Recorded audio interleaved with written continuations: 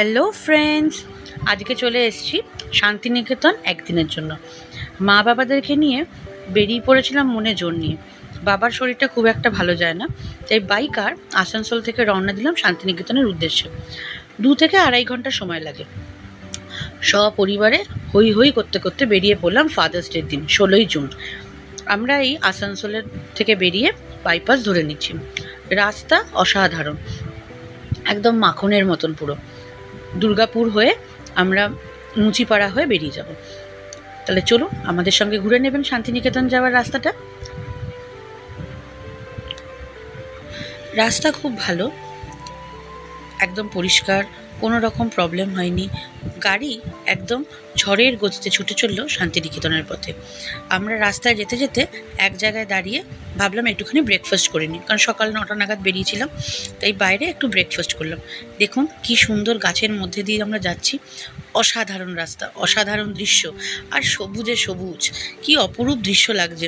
যদিও বা গ্রীষ্মকাল, বৃষ্টি সেরকম কোনো রকমই কিছু দেখা গেল না ছিটে ফোটাও, কিন্তু তবুও ভাল লাগছিল। মনের মধ্যে গুনগুন করতে করতে বেরিয়ে চলেছি শান্তিনিকেতনের দিকে। হোটেল আমরা আগের থেকেই বুক করে রেখেছিলাম, বিনোদিনী হোটেল অ্যান্ড রেস্টুরেন্ট। তো অনেক রিভিউ পড়ে, অনেক কিছু ভাবনা চিন্তা করে আমরা এই হোটেলটা বেছে নিই, কারণ আমাদেরকে বাবা এবং মায়ের কথা ভেবে আমাদের হোটেল বুক করতে হবে। তাই আমরা পৌঁছে গেলাম আমাদের গন্তব্যে, বিনোদিনী হোটেল অ্যান্ড রেস্টুরেন্ট। প্রথম ঢোকাতেই একটা মন কাড়া অভিজ্ঞতা। এত সুন্দর পরিবেশটা, শান্ত, মানে চুপচাপ, নিঝুম, খুব সুন্দর সাজানো গোছানো, কাঠের সব কিছু দিয়ে তৈরি আসবাবপত্রগুলো। এমনকি লবিটাও এত সুন্দর করে সাজানো। রিসেপশনটা আপনারা দেখলেই বুঝতে পারবেন, খুব ছিমছাম কিন্তু ইয়েট খুব এলিগেন্ট। সুন্দর সোফা সেট দেওয়া, ম্যাগাজিন রাখা আছে যে আপনি ওখানে বসেই সময় কাটিয়ে নিতে পারবেন। কাঠের টেবিল, তারপরে কি সুন্দর ফলস সব গাছপালা, কিন্তু ভাল লাগছিল। আমরা লাঞ্চ সেরে নিয়ে কয়েকটা ফটো তুলে আমরা আবার বিকেলবেলায় বেরিয়ে পড়লাম সোনাঝুরি। সোনাঝুরির হাট এখন প্রায় ডেলিই বসছে। শনি রবিবারে তো ভিড় থাকেই, কিন্তু উইকডেজেও এখন সবাই বসছে, কারণ লোকজনের ভিড় বেশ ভালোই হচ্ছে। সোনাঝুরির হাটে গাড়ি পার্কিংয়ের জায়গাটা কিন্তু এখন বেশ অনেকটা দূর হাটের থেকে। আগে যেটা একটুখানি এইদিকে ছোটোখাটো হাট বসতো, সেগুলো এখন বেশ অনেকটা অনেক স্টলস বসতে শুরু করেছে। অনেক আদিবাসীরাও আসছে, সেই আদিবাসীদের নাচ গান, হ্যাঁ, বিভিন্ন রকম মিষ্টি পাওয়া যাচ্ছে। ছোট্ট ছোট্ট বাচ্চারা সাইকেলে করে তাদের হাতে বানানো কিছু জিনিসও বিক্রি করছে। আদেও তারা সেটা হাতে বানিয়েছে না অন্য কারোর কাছ থেকে কিনে সাইকেলে বিক্রি করছে জানি না, কিন্তু দেখে মন্দ লাগছিল না। একটা আলাদাই গ্রাম্য পরিবেশ। বরাবর শান্তিনিকেতন আসলে খুব ভাল লাগে, মনটা একটা শান্তি প্রশান্তিতে ভরে যায়। তাই চলুন, আমাদের সঙ্গে আজকে একটু সোনাঝুরির হাটটা ঘুরে নেবেন।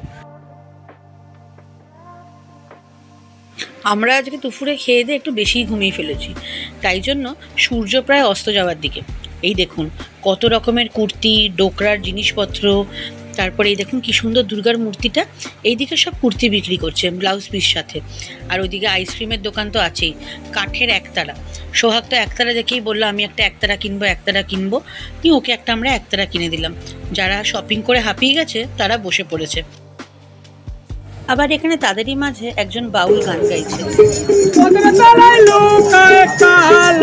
খুব সুন্দর সুন্দর এবং অনেক কিছু জিনিস, ঝুড়ি, এইসব বানানো জিনিসগুলো সবাই বিক্রি করছে। সবাই নিজের মতন করে বিক্রি করতে ব্যস্ত, আর লোকজনও নিজেদের মাপ এবং নিজেদের পছন্দ মতন জিনিস কিনতে ব্যস্ত। পাশেই আবার দেখলাম কিছু লেদার ব্যাগস, লেদার বটুয়া, এগুলো সব বিক্রি হচ্ছে। আমরা এবার আস্তে আস্তে এগিয়ে গেলাম আদিবাসী নাচের দিকে।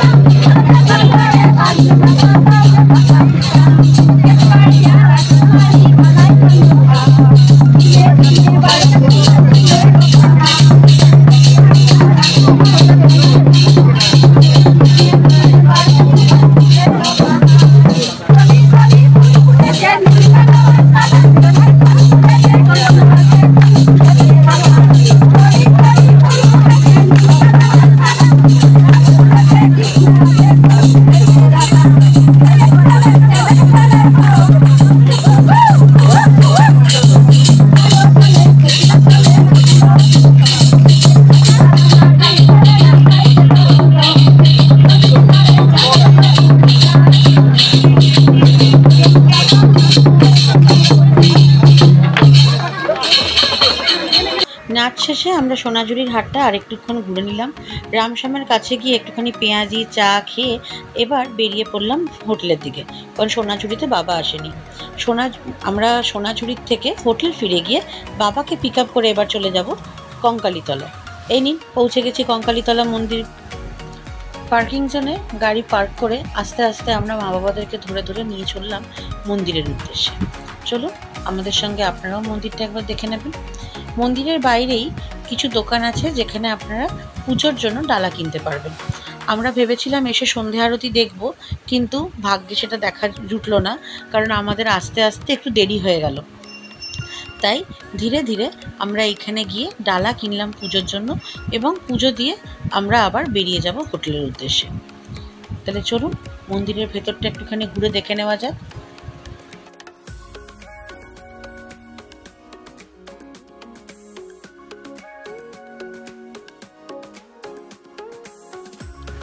কঙ্কালীতলা এখন সন্ধেবেলাতেও বেশ জমজমাট। কত সুন্দর আলোকসজ্জায় সজ্জিত মন্দিরটি। কুণ্ডের কাছে এখন গঙ্গা আরতির মতন করে সন্ধেবেলাতে একটা আরতি করা হয়, ঠিক যেমন বেনারসে গঙ্গা আরতি হয় ওরকম। মানে অনেক রকমভাবে মন্দিরটাকে আপডেট করা হয়েছে। আগে তো সন্ধেবেলা এই জায়গাগুলো অন্ধকার ঘুটঘুটে হয়ে থাকতো, লোকজন আসতো না, কিন্তু এখন দেখুন কত লোকের জনসমাগম। খুব ভালো লাগছিল দেখে যে মানুষজন আসছে, ঘুরছে, ট্যুরিজম বাড়ছে আমাদের বেঙ্গলে। এইবার আমরা মন্দিরের ভেতরে প্রবেশ করছি।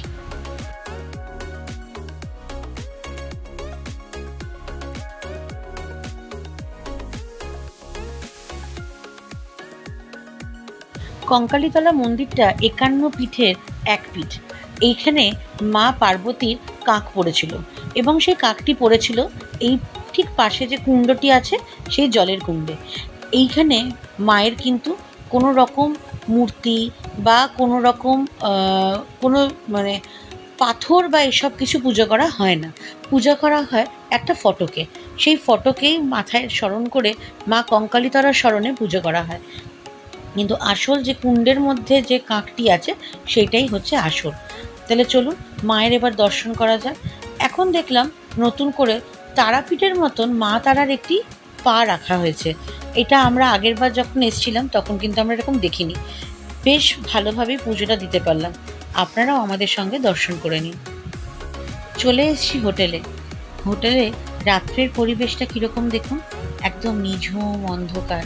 আর এই ছোট্ট ছোট্ট রাইস লাইটগুলো খুব সুন্দর দেওয়া ছিল, কেমন টিম টিম করে জ্বলছে জোনাকির মতন, কখনো এদিকে কখনো ওদিকে।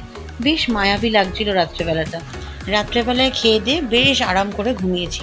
সকালে ফ্রেশ হয়ে চলে এসেছি এই ভাগ্যলক্ষ্মী নার্সারিতে, আমাদের হোটেল থেকে মিনিট 5 দূরে। গাড়ি ছিল তাই খুব একটা অসুবিধা হয়নি। এইখানে অনেক নাম না জানা গাছ ছিল, আর সোহাগ তো এই গাছ দেখেই পাগল, এইটা নেব ওটা নেব। তাই বেশি না নিয়ে, কারণ গরমকাল, জানি না কোন গাছটাকে বাঁচিয়ে রাখতে পারবো, কারণ ওনাদের যত্ন এবং আমাদের যত্নে তো নিশ্চয়ই কিছু না কিছু পার্থক্য থাকে। আমার অতটা জ্ঞান নেই, তাই সেই হিসেবে যেটুকু ইজি টু মেনটেন আমরা কিছু গাছ কিনে হোটেলে এসে চেক আউট করে কিছু ফটো তুলে নিয়ে বেরিয়ে পড়ি আমাদের বাড়ির উদ্দেশ্যে। একদিনের এই সফর বেশ ভালো কাটলো। তাই এই হোটেলের লোকজনকে টাটা করে, শান্তিনিকেতনকে টাটা করে ধীরে ধীরে আমরা এগিয়ে চললাম আসানসোলের দিকে। এই একটা দিন অনেক স্মৃতি মনের মধ্যে নিয়ে বাবা মায়ের সঙ্গে আনন্দ করে বেরিয়ে পড়লাম বাড়ির উদ্দেশ্যে। আবার সেই গতানুগতিক জীবন, আবার সেই ডেলি রুটিন। তাই মাঝে মাঝে এই টুকটাক ঘোরাগুলো বেশ মনে থেকে যায়।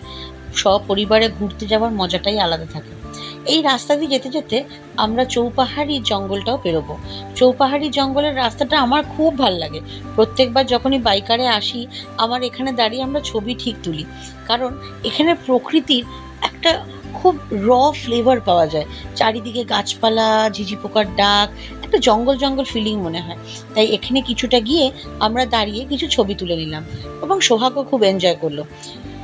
এখানে অনেক লোকে দাঁড়িয়েই ছবি তোলে, তাই যেহেতু এটা হাইওয়ে, তাই খুব সাবধানতা অবলম্বন করে আমরা কয়েকটা ছবি তুললাম, একটুখানি ঘুরলাম ফিরলাম, গাছপালাগুলো দেখলাম এবং একটু রেস্ট নিয়ে আমরা আবার ছুটে চললাম আমাদের গন্তব্যের দিকে। এইবার আমরা মালনদিঘি হয়ে দুর্গাপুর হয়ে আমরা বাড়ি ঢুকবো। বাইরে কোথাও লাঞ্চ করে নেব, করে আজকের জন্য এই ভ্লগটা এখানেই শেষ করব। আপনারা সকলে ভালো থাকবেন এবং আমার এই চ্যানেলটি সাবস্ক্রাইব করতে, লাইক করতে ও শেয়ার করতে ভুলবেন না এবং অপেক্ষা থাকবেন আমার নতুন ভ্লগের জন্য। Till then, bye and thanks for watching বেখেয়ালি মন।